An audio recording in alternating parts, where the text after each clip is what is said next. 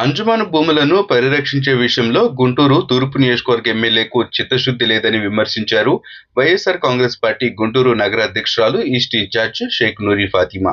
మీ అందరికీ తెలుసు, YSRCP party Guntur property సంబంధించిన అంజుమన్ ఆస్తుల గురించి ఏ విధంగా ఫైట్ చేస్తుందో మీరు దాదాపుగా 2-3 నెలల నుంచి చూస్తూనే ఉన్నారు. దాని గురించి పలుమార్లు ఎమ్మెల్యే గారిని కానీ, లేకపోతే అజీజ్ గారు అంటే వక్ఫ్ బోర్డ్ చైర్మన్ గారిని కానీ, లేకపోతే CEO ప్రతి ఒక్కళ్ళని కూడా వెళ్ళి కలవటం జరిగింది, మాట్లాడటం జరిగింది. ఎక్కడా కూడా ఒక స్పందన లేదు, ఎక్కడా కూడా. ఎందుకనంటే మేము ఎలాగో దాన్ని తీసేసుకుంటాము, మేము ఎవరి మాట వినము, మాకు అనవసరం. ఈ పబ్లిక్ క్రైటీరియా ఇచ్చింది కూడా, పబ్లిక్ రిప్రజెంటేషన్ ఇచ్చింది కూడా ఇప్పుడు దాకా కూడా దాన్ని తీసుకోలేదు. దాదాపుగా 5,000 మంది వరకు ఒక రిప్రజెంటేషన్ ఇచ్చారు కలెక్టర్ గారికి. ఇప్పుడు దాకా కూడా దాని గురించి స్పందన లేదు. దీంట్లో ముఖ్యంగా మీ ముందు రావడానికి ఏంటి అని అంటే, మేము ఆ రోజు ఎమ్మెల్యే గారిని, నజీర్ గారిని ఒక ప్రశ్న అడిగాం. ఏంటి సార్, ఏంటి పరిస్థితి, ఏమైంది అని అంటే ఆయన అక్కడ ఏం చెప్పారు అంటే, మేము డిస్కస్ చేసుకుంటాము, మేమందరం డిస్కస్ చేసుకొని మేమందరం మాట్లాడుకొని మేము ఒక నివేదిక తీసుకొని వస్తాము, ఉన్న ఇక్కడ వాళ్ళందరినీ చర్చిస్తాము అని చెప్పారు. చర్చ ఏమైంది, ఎవరు చేస్తున్నారు, ఎవరితో చేస్తున్నారు, ఇప్పుడు దాకా 1 నెల పైనే అవుతుంది, కానీ దాని మీద ఆన్సర్ లేదు.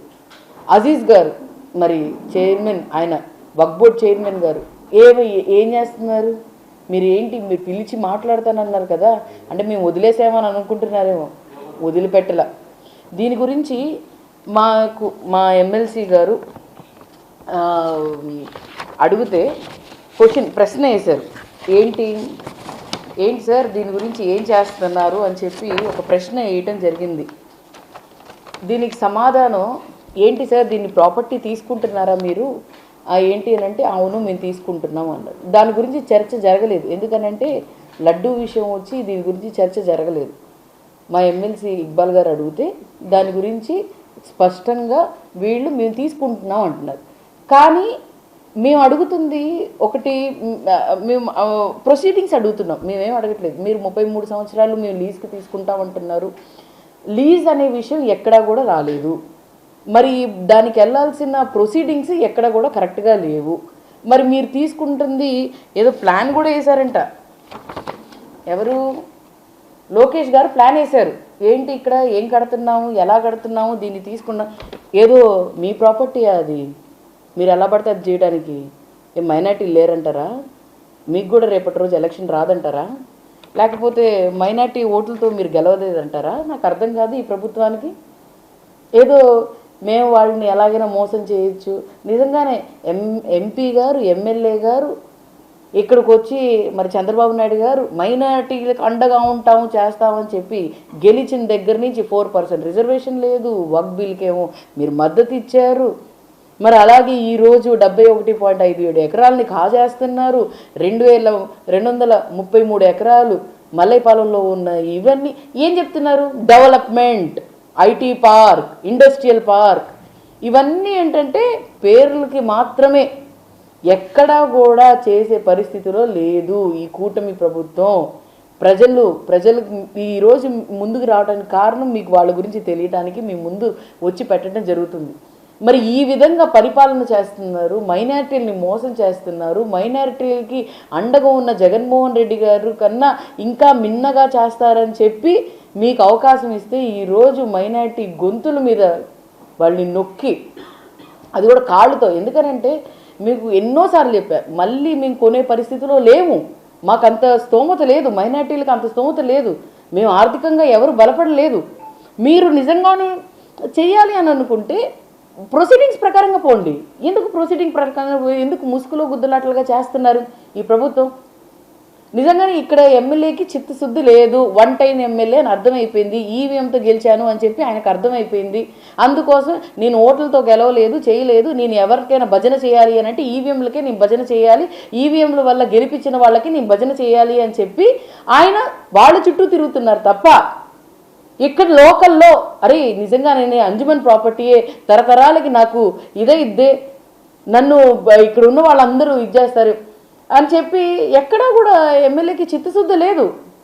మరి ఈ విధంగా పాలన చేస్తుంటే ఏంటి మీకంటే భయం లేదా? మళ్ళీ 5 సంవత్సరాలు వచ్చిన తర్వాత మీరే వస్తారని చెప్పి ఏమైనా మీకు కాన్ఫిడెన్స్ ఉందా? అంటే మళ్ళీ ఈవీఎంలకు పూజ చేద్దామని అనుకుంటున్నారా?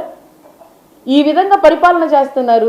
ఏం మెసేజ్ ఇద్దామని? ఇక్కడ ఉన్న మైనారిటీలు దాదాపుగా మీరు చూసుకుంటే 60,000 మంది మైనారిటీలు ఓన్లీ 1 టౌన్లో ఉన్నారు, 30,000 మంది మైనారిటీలు 2 టౌన్లో ఉన్నారు. ఈ ప్రాపర్టీ సంబంధించి దాని మీద వచ్చిన ఆదాయం సంబంధించి ఇక్కడ వాడతారు, చేస్తారు, అన్నీ చేస్తారు. నేను ఒకటి అడుగుతానండి, మీకు ఆర్థికంగా బలపరచడానిక ఇక్కడ మైనారిటీలు అందరూ ఓట్లేసి గెలిపించింది మిమ్మల్ని? ఆయన ఇంకో ఈ విషయం ఒకటైతే మళ్ళీ అంజుమందే, నేను వెళ్ళటం కుదరలేదు కానీ ఒక మాట చెప్తాను చూడండి. అంజుమన్ ఈద్గా ఎంత పవిత్రం అండి, ఎంత ఇంపార్టెంట్ అండి. ఏంటి మీరు కూడా ఒక మైనారిటీయే అన్నా, గుర్తుపెట్టుకోండి అన్నా, మీరు ఒక మైనారిటీ అన్నా. ఈద్గా ప్లేస్లో పర్మనెంట్ స్ట్రక్చర్ వేస్తున్నారే, మీ విఘ్నతకే వదిలేస్తున్నాం. నిజంగానే మీకు ఏం అనాలో కూడా అర్థం కావట్లేదు. ఎలా ఉందంటే బర్రెగొడ్డు మీద వర్షం పడినట్టుంది పరిస్థితి. గుంటూరు తూర్పులో ఎమ్మెల్యే లేడు, చాతకానోడు, ఎమ్మెల్యే దద్దమ్మే, ఎమ్మెల్యే ఏం చెప్పినా నూరీ ఫాతిమా చెప్పినా నాకు అనవసరం, నా డబ్బులు నాకు కావాలి, నేను నింపుకోవాలి, నేను 1 టైం ఎమ్మెల్యే సంపాదించుకొని పక్కకు పోవాలి అనేది తప్ప ఇంకొక మాట ఏమైనా వస్తుందో చెప్పండి నాకు ఒక్కసారి. మంచోడు రా బాబు ఎమ్మెల్యే, ఏదైనా చేస్తున్నారా ఎమ్మెల్యే? రోడ్లు డ్రైన్లు అంటే నేను ఒకటి అడుగుతానండి. మొన్న కమిషనర్ గారి దగ్గరికి వెళ్ళానండి, నేను కూడా వెళ్ళొస్తే రోడ్లు డ్రైన్లు అనవసరమైన చోట్ల మీకెవరు జేబులు నింపుతున్నారో వాళ్ళ దగ్గరికే వెళ్తున్నారు తప్ప, వాళ్ళ దగ్గరికి వేస్తున్నారు తప్ప, నిజంగానే ప్రజలు చిత్తశుద్ధి ఉంటే ఇప్పుడు దాకా పీకల వాగు ఎందుకు కంప్లీట్ చేయలేదండి? సరే ఆ విషయం అంతా పక్కన పెట్టండి. ఈద్గాలో మేము చెప్తుంది ఒకటే, మీరు ఏదో పర్మనెంట్ స్ట్రక్చర్ వేశారు చూడండి, ఒకవేళ ఒక 1 వీక్లో అంటే రంజాన్ నమాజ్ చదివే ముందు తీయకపోతే నాకు లా అండ్ ఆర్డర్ గురించి సంబంధం లేదు, నేను చెప్తున్నాను. ఖచ్చితంగా పగలగొట్టకుండా మేము వదిలిపెట్టాం, అది కూడా చెప్తున్నాను, మీకు హెచ్చరిస్తున్నాను. మీరు చెయ్యకపోతే మేము చేసి చూపిస్తాం, ఏం పర్లా. మమ్మల్ని జైల్లో వేస్తారా, వేయండి, ఇబ్బంది ఏం లేదు. నేను మైనారిటీల కోసం, ప్రజల కోసం మీకు ఓట్లు వేశారు, కానీ మేము రోడ్ల మీద ఉండాల్సి వస్తుంది. ఆ పరిస్థితి తీసుకొని వచ్చారు మీరు చేస్తే స్వచ్ఛందంగా ఎవరికి ఇచ్చారో మీ జేబులు నింపే ఎవరో ఒకళ్ళు ఉంటారు కదా, అది ఎవరో హోటల్ కోసమే దేనికోసమే తీసుకున్నారు కదా, అది మీరు తీయించండి. తీయిస్తే ఇజ్జత్ ఉంటుంది, కొంచెం వాల్యూ ఉంటుంది. మీరు తీయించకపోయారా, ఆ డబ్బులు ఏమంటారంటే ఆ డబ్బులు మేము సంక్షేమం కోసం వాడుతున్నారు. ఏం వాడుతున్నారయ్యా మీరు? ఏం వాడుతున్నారో చెప్పయ్యా ఒకసారి లెక్క తీసుకొనిరా, మినిట్ బుక్ తీసుకొనిరా. మీ దగ్గర ఉన్న మీ అంజుమన్ ప్రాపర్టీకి సంబంధించిన మీ దగ్గర ఉన్నవి ప్రతి ఒక్కటి బయటికి తీసుకొనిరా. చర్చకి రండి, మేము రెడీ, మేము ముందు కూర్చుంటాం, చర్చకి రండి. ఇప్పుడు దాకా ఏదో కమిటీ పెట్టి మాట్లాడతానని చెప్పిన వ్యక్తి ఏంటి 29వ తారీఖున డిసెంబర్ 2025లో ఏమన్నారంటే IAS IPS ఆఫీసర్లు ఎవరెవరు మైనారిటీలు ఉన్నారో వాళ్ళందరితో పాటు కూర్చొని సమీక్షగా ఏం చేస్తానో నేను చెప్తానని చెప్పాడు. ఒకసారి అయిపోయింది, స్వాహా. నెక్స్ట్ మళ్ళీ మొన్న మేము అంజుమన్ రోజున అడిగితే ఆ రోజు అందరినీ కూర్చోబెట్టి మాట్లాడతామని చెప్పి స్వాహా. వదిలేస్తాం అనుకుంటున్నారేమో, వదిలిపెట్టాం. లా అండ్ ఆర్డర్ కోర్టు ద్వారానే వెళ్తున్నాము. అలాగే ఇంకా రాబోయే కాలంలో కార్యాచరణలు ఖచ్చితంగా ఉంటాయి. ఇంకో విషయం ఏంటంటే నేను మళ్ళీ ఇంకొకసారి చెప్తున్నా, మీరు ఒకవేళ చేయకపోతే, అది మీరు తీయించకపోతే, ఏదో షెడ్లు వేశారు, కార్ షెడ్లు వేశారు, పోనీలే ఏదో ఇన్కమ్ వస్తుంది కదా, ఏమైందిలే, మా ఎమ్మెల్యే గారు అసలే పేదవాడు, మా ఎమ్మెల్యే అసలే సంపాదించుకోవాలి, ఆయన టార్గెట్ 200 కోట్లు ఉంది, ఆయన టార్గెట్ ఇది ఉంది, మరి ఆయనకు అవకాశం ఇద్దాలే, పాపం ఆయన ఖర్చు పెట్టి మరి బాగా ఇబ్బందుల్లో ఉన్నాడే అని చెప్పి అనుకున్నాం. కానీ అలా అని మితమీరిపోతే మాత్రం ఊరుకునే ప్రసక్తిలో మేము లేము. ఇంకో విషయం ఏంటి అంటే గుంటూరు తూర్పు నియోజకవర్గంలో మరి ప్రతి చోట కూడా మరి ఎమ్మెల్యే గారు చాలా చక్కగా చేస్తున్నారు, మా ఎమ్మెల్యే గారు సూపరు, మా ఎమ్మెల్యే గారు డూపరు అని చెప్పుకొని తిరుగుతున్న పెయిడ్ బ్యాచో ఏ బ్యాచో, నేను ఒక మాట చెప్తాను చూడండి. కుక్కలు ఉన్నాయండి, కుక్కలు ఉన్నాయి, ఎవరు పట్టించుకుంటున్నారు? ఎవరు డబ్బుల గురించి ఆలోచిస్తున్నారు తప్ప కుక్కలు ఉన్నాయి, ఎవరు పట్టించుకోవట్లా. ప్లస్ ఇంకోటి స్ట్రీట్ లైట్లు అంటున్నారు, ఉన్న చోట్ల వెళ్ళి ఏం ఫోటోలు దిగుతాయా? లేని చోట్ల మేము అంటుంది, ఉన్న చోట్ల ఉంటాయి, ప్రతిసారి ఉంటాయి, లేని చోట్ల ఎక్కడ ఉన్నాయి చూడండి అంటున్నాం. ఇంకో విషయం, మరి ఎమ్మెల్యే గారు గుంటూరు తూర్పు నియోజకవర్గంలో మాఫియా జరుగుతుంటే ఏం చేస్తున్నారు? రేషన్ మాఫియా తెలియదని అనకండి ప్లీజ్, ఇది బాగోదు. ప్రతిసారి కూడా ఏ విషయం అంజుమన్ గురించి నాకు తెలియదు అంటారు, ఏమన్నడో కూడా నాకు తెలియదు అంటారు, నాకు సంబంధం లేదంటారు. మీకు సంబంధం లేదు అనే మాట తీసుకుని రాకండి. మీరు చెప్పారు చూడండి, లైట్లు ఎక్కడెక్కడ లేవు ఉన్నాయి అని చెప్పి మీ వాళ్ళతో చెప్పించారు కదా, ఆ లైట్ల విషయమే ఎలగట్లేదని చెప్పి రాత్రి వెళ్తే ఇవన్నీ జరుగుతున్నాయి. ఒక్కసారి చూడండి ఎంత మీరు ఈ మాఫియా ఎంతవరకు ఎప్పటి నుంచి జరుగుతుందో.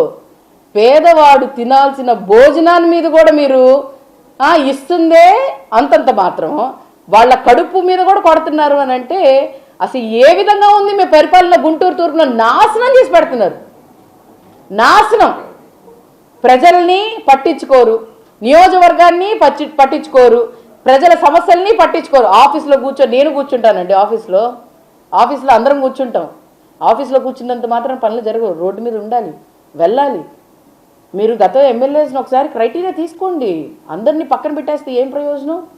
ఒకసారి ఇవన్నీ దృష్టిలో పెట్టుకొని అంజుమన్ గురించి మాత్రం మీరు ఖచ్చితంగా దాని గురించి వినతి పత్రం ఇవ్వండి. ఏంటి ఇప్పుడు దాకా ఏం జరిగింది? ఇవ్వలేకపోయారా? You are a failed government. Plus దాని గురించి మేము లీగల్గా వెళ్తాం, ఖచ్చితంగా దాని నుంచి నోటీసులు మీకు వస్తాయి, చేస్తాయి. దాని గురించి సెకండరీ ఎవరైనా తీసుకున్నా కూడా, నేను చెప్తున్నాను, ఎవరైనా తీసుకున్నా కూడా రానున్న రోజుల్లో పరిగెత్తిస్తాం. అక్కడి నుంచి ఎవరెవరు 3 సంవత్సరాల్లో మీరు కట్టేది లేదు, సచ్చేది లేదు, ఖచ్చితంగా పరిగెత్తిస్తామని చెప్పి తెలియజేస్తున్నానండి.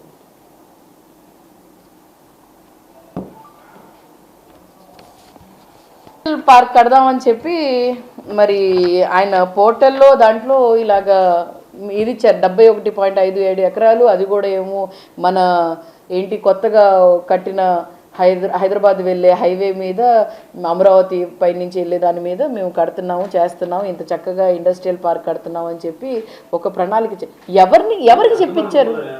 అంజుమన్ భూములే. ఇదిగోండి ఈజీగా ఇక్కడ ఏం చెప్పలేదు. అది మేము అంటుంది, మేము అడుగుతున్నదే స్పష్టత లేదు. అందుకోసం వినతి పత్రం ఇవ్వండి అంటున్నా నేను. దాని మీద కరెక్ట్గా వినతి పత్రం కానీ స్వాతపత్రం కానీ దాని మీద ఇచ్చారనుకోండి, మేము అసలు మాకు అర్థమైంది కదా మీరు ఏం చేస్తున్నారు అనేది. ఇప్పుడు దాకా క్లారిటీ లేదు. క్లారిటీ లేని విషయం గురించి మరి ఎందుకు లోకేష్ గారు అంత ఇదవుతున్నారు నాకు అర్థం కావట్లేదు.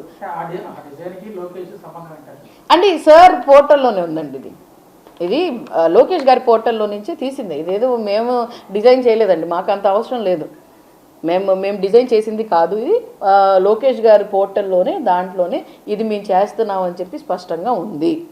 అయితే అంటే అదే ఐటీ పార్క్ అని చెప్తున్నారు కానీ మళ్ళీ ₹1 ఎకరం ఎవరికి ఇస్తారో తెలియదు, 99 పైసలకి ఎవరికి ఇస్తారు, నా ఇష్టం నా సొత్తు అంటున్నారు. అది మీ సొత్తు కాదు, అది అంజుమన్ ప్రాపర్టీ, పేదవాళ్ళే మైనార్టీల సొత్తు కాబట్టి సమాధానం ఇవ్వాల్సిన అవసరం లేదు. మీ ఇంట్లో ప్రాపర్టీ అయితే మీరు ఎలా ఇచ్చుకున్నా పర్లేదు, ఇది మీ ఇల్లు కాదు కదా. 5 సంవత్సరాలే రాజకీయాల్లో ఎవరైనా కూడా 5 సంవత్సరాల తర్వాత మళ్ళీ ప్రజల దగ్గరికి వెళ్ళాలి, మళ్ళీ ఓట్లు అడగాలి, మళ్ళీ గెలవాలి, చేయాలి. మైనార్టీ ఓట్లు ఉన్నాయి, అది గుర్తుపెట్టుకోండి. ఓన్లీ నేను అంటుంది ఏంటంటే మీరు ఓట్లు మీ కమ్యూనిటీ వైజ్గానో లేకపోతే మీకు సాలిడ్గా ఉన్న వాళ్ళతోనో కాదు, మీరు మైనార్టీ ఓట్లతో గెలిచారు కాబట్టి అది కూడా గుర్తుపెట్టుకోమని చెప్పి మీకు తెలియజేస్తున్నానండి. కలెక్టర్ గారిని కలుస్తామండి, కలిసి ఒకసారి అడుగుతాం అసలు ఏం జరిగింది, మేము ఇచ్చిన దాన్ని మీరు ఏం క్రైటీరియా తీసుకున్నారని చెప్పి వాళ్ళని అడిగి, ఎందుకంటే కలెక్టర్ గారు కూడా మాకు హామీ ఇచ్చారు. ఏమని ఇచ్చారంటే ఖచ్చితంగా దీన్ని కాపాడుతాము, చేస్తాము, మేము అండగా ఉంటామని చెప్పి. చూద్దాం మాకు అండగా ఉంటారో లేకపోతే వాళ్ళ ప్రభుత్వానికి అండగా ఉండి సొత్తుగా మారి చేస్తారో చూద్దాం. దేని గురించి అండి? ఈద్గా అదే ఖచ్చితంగా ఫస్ట్ మేము శాంతియుతంగానే చేస్తాం, ఏది కూడా మేము తొందరపడి చేయవండి, మా తత్వం అలా కాదు. ముందు కలెక్టర్ గారిని కలుస్తాము, చెప్తాము, అన్నీ చూస్తాం. గ్రీవెన్స్ మండే వెళ్ళి ఒకసారి కలెక్టర్ గారికి కలిసి చెప్పి, గ్రీవెన్స్ అని ఎందుకు పర్టికులర్గా అంటున్నామంటే మేము లోపలికి వెళ్ళి ఏం మాట్లాడతామో తెలియదు, వాళ్ళు ఏం చెప్తారో తెలియదు. గ్రీవెన్స్లో అయితే స్పష్టంగా మేము ఇచ్చినట్టు చేసినట్టు మేము చెప్పినట్టు ప్రజలకు కూడా తెలిసిద్దిగా. ఏదో తూతూ మంత్రం వెళ్ళాము, ఒక 1-to-1 కూర్చున్నాము, మాట్లాడాము అని అంటే 1-to-1 కూర్చున్న తర్వాత వాళ్ళు ఏం చెప్తారు, వాళ్ళు ఏదో మేము చేస్తామంటారు తప్ప వాళ్ళు చేసే పని లేదు, ఏది లేదు. సో మేము గ్రీవెన్స్ రోజే వెళ్తాము, స్పష్టంగా చెప్తాము. చెయ్యకపోతే మాత్రం లా అండ్ ఆర్డర్ మాత్రం మీరు ఏం చేసినా ఏం చేయకపోయినా కూడా ఖచ్చితంగా మేము పగలగొట్టేదే. ఎప్పుడు మీరు రంజాన్ ఇంకొక 14 రోజులు ఉందండి. ఈ 14 రోజుల్లో నెక్స్ట్ మండే మేము గ్రీవెన్స్కి వెళ్ళి ఒకసారి రిప్రజెంటేషన్ ఇచ్చేస్తాము. దాని తర్వాత ఒక 1 వీక్ టైం ఉంటుంది. ఆ 1 వీక్ టైంలో మీరు చేయకపోతే మాత్రం మేము చేసి చూపిస్తామని చెప్పి తెలియజేస్తున్నాము.